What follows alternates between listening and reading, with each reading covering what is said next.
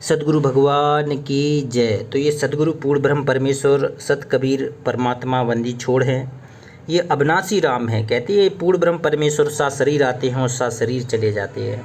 ये हैं सबसे बड़े भगवान कबीर साहब। तो कबीर साहब के जो शब्द हैं उसमें अनमोल ज्ञान है।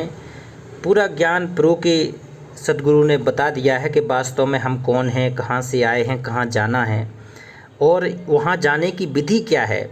विधि है केवल सतगुरु के प्रति समर्पण, सतगुरु से सच्चा प्रेम और सतगुरु के प्रति सच्चा विश्वास। कहते हैं प्रेम, समर्पण और विश्वास, ये तीन मूल मंत्र हैं जिसके सहारे हम वो शाश्वत स्थान सतलोक जा सकते हैं।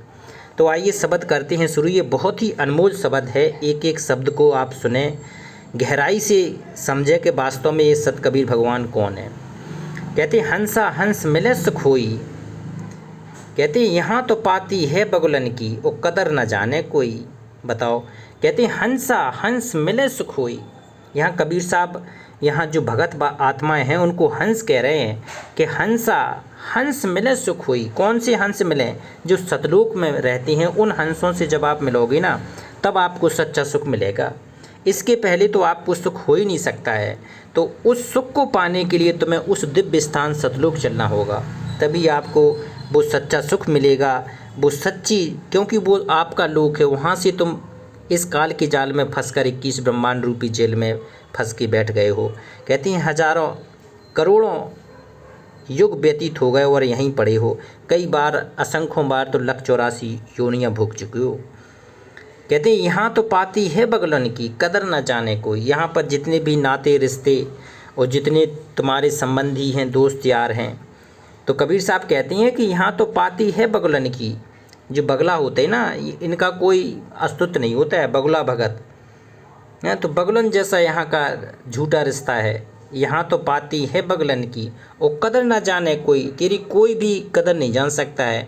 तू हंस होके भी बगलों में घुला मिला बैठा है, उन्हीं में सारी क्रियाएं कर रहा है, उन्हीं में सब कुछ करके मदमस्त हुआ बैठा है यहाँ पर। तो कबीर साहब कहते हैं अब तो अपनी नींद खोल ले, अब तो अपनी इन बगलों को छोड़कर अब हंस आत्मा बन जा, अब हंस बन जा। हंस मोती चुगता है और बगला कहते हैं छोटे मोटे कीड़ पतंगे खा के अपना जीवन यापन करके ज़िंदगी ख़त्म कर लेता है। लेकिन जो हंस होता है वो कहते हैं मानसरोवर में जाता है और वहाँ पर मोतियों को चुनता है। वो कभी ये चीज़ें नहीं खा सकता है जो बगुला खाता है। तो कहते हैं यहाँ तो पाती है बगलन की कदर ना जाने कोई, और जो हंसा तुर प्यास छीन की आहा और कूप नीर नहीं होई। कहते हैं तू तो वो पुण्य आत्मा है, तू वो पवित्र आत्मा है, हंस आत्मा है कि तुझे यहाँ प्यास पूरी हो ही नहीं सकती है। ये पृथ्वी, स्वर्ग, पाताल लोक, ये काल का 3 लोक विस्तारा है और यहाँ पर किसी भी कीमत में तेरी प्यास बुझ नहीं सकती है। तुझे तो वही कहती हैं शाश्वत स्थान में जो मानसरोवर है, जो सतलोक का दिव्य मानसरोवर है, वहाँ पर पहुँच के ही तेरी ये प्यास बुझेगी। कहती हैं जो हंसा तुर प्यास छीर की और कूप नीर नहीं होई। अब तो साधारण से कूप में, पोखरों में, तालाबों में, यहाँ पर अब तेरा जीवन यापन करना बिल्कुल भी संभव नहीं है। कहते हैं यह तो नीर सकल ममता को हंस तजा जस जोई। कहती हैं यह तो नीर सकल ममता को। कहती हैं जो सतलोक में सच्चा नीर है, सच्ची दिव्य आत्माओं के लिए वो है, मानसरोवर है। वहाँ पर कहती हैं सब कुछ 100 प्रकाशित है। परमात्मा की सत प्रेरणा से सारी चीज़ व्यवस्था वहाँ हो रही है। यह तो नीर सकल ममता को हंस तजा जस चोई। जो हंस यहाँ से जाएगा वो उसी को अनुभव होगा कि वास्तव में ये क्या चीज़ है और कैसे इसको प्राप्त करना है। कहती हैं 60 दर्शन पाखंड छान में और भेष धरें सब कोई और 4 वेद और वेद किताबें हंस निराला हुई। कहते हैं जो 6 दर्शन है ना, जितने भी 6 दर्शन आज बने घूम रहे हैं पाखंड, तो पाखंड छान में कबीर साहब कह रहे हैं जी 60 दर्शन केवल पाखंड ही छान रहे हैं, इनको कोई ज्ञान नहीं है। अध्यात्मक ज्ञान 60 दर्शन वालों को है ही नहीं। ये केवल उस इष्ट के प्रति भी समर्पित नहीं है जिसके प्रति ये अपने आप को आराध्य मानते हैं ना। इनकी क्रियाएं व्यर्थ हैं, क्योंकि कोई भी इष्ट है, चाहे ब्रह्मा हैं, विष्णु हैं, महेश हैं, दुर्गा हैं, गणेश जी हैं, तो इनका अपना अपना एक सहज विधि है, इनको पाने का अपना एक मंत्र है, साधना है। वो इन लोगों के पास नहीं है, 60 दर्शनों के पास। तो कहती हैं सठ दर्शन पाखंड छान में भेष धरें सब कोई, जो नाना प्रकार के भेष बनाए बैठे हैं ये सब केवल पाखंड छान रहे हैं। और चार वर्ण और वेद किताबें हंस निराला हुई, जो 4 वर्ण बना दिए हैं कहते हैं ब्राह्मण क्षत्रिय वैश्य शूद्र, और 4 किताबें ऋग्वेद यजुर्वेद सामवेद अथर्ववेद। तो इन किताबों और वर्णों में जो लगा रहेगा वो सच्चाई तक नहीं पहुंच सकता है। कबीर साहब ने कहा था कि वेद हमारा भेद है और मैं वेदन में नहीं, और जौन वेद से मैं मिलूँ वो वेद जानते नहीं। तो ये वेद है आत्मज्ञान का, ये आध्यात्मिक ज्ञान का है कि मोख हो कहाँ ढूंढे रे बंदे, मैं तो तेरे पास में। तो 4 वेद और 4 वर्ण और वेद किताबें हंस निराला हुई, वो निराला हंस ही होगा है जो सतगुरु की शरण में आके सच्चा ज्ञान प्राप्त करता है, वो हंस निराला होता है। क्योंकि सतगुरु वेद में छिपे गूढ़ रहस्य भी बताएगा और वेद के अलावा भी कुछ ऐसा तत्व ज्ञान बताएगा कि उसकी आत्मा यहाँ से इस लोक से गंदे लोक से निकलने को तत्पर हो जाए। कहते हैं यह जम 3 लोक को राजा, ये जम है ना काल है, कौन कौन से, पृथ्वी स्वर्ग पाताल लोक, ये 3 लोक विस्तारा है काल भगवान के अंदर में। पृथ्वी जिसमें हम रह रहे हैं, स्वर्ग और पाताल, यहाँ पर अपना पंजा जमाए बैठे हैं, कोई भी जीव यहाँ से काल के जाल से निकल नहीं सकता है। कबीर साहब कह रहे हैं यह जम 3 लोक को राचा, और बांधे अस्त्र संजोई, और सबको अपनी मुट्ठी में बांध के बैठा है कि कोई एक जीव भी हमारे जाल से ना निकल जाए। लेकिन जो सतगुरु होते हैं, जो पूर्ण ब्रह्म परमात्मा कबीर साहब आते हैं, विभिन्न रूपों में आते हैं, कई सतगुरुओं के रूप में आते हैं, तो वो अपनी आत्मा को सच्ची साधना करा के अपने निजधाम सतलोक ले जाते हैं। तो कहते हैं शब्द जीत चलो हंस हमारे, शब्द जीत चलो हंस हमारे, तब जम रही न रोई, तब जम रही है रोई।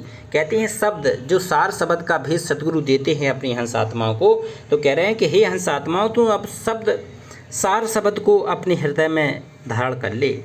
सार शब्द के सहारे अब तो कह रहे हैं कि शब्द जीत चलो हंस हमारे, अब उस सार शब्द को जीत करके चलो हंस हमारे, अब हमारे साथ चलना है। कहाँ चलना है कि चल हंसा सतलोक हमारे, छोड़ो ये संसारा हो, और इस संसार का काल है रासना, इसने कर्म का जाल पसारा हो। अब काल के जाल को छोड़ के ऊपर चलना है। कबीर साहब कह रहे हैं, कहते शब्द जीत चलो हंस हमारे, तब जम रही है रोई, तब जब ये रोएगा, क्योंकि वैसे तो ये जाने नहीं देता, जब सतगुरु ले जाएगा तो ये तड़प तड़प के रोता है कि मेरे जाल से एक आत्मा चली गई।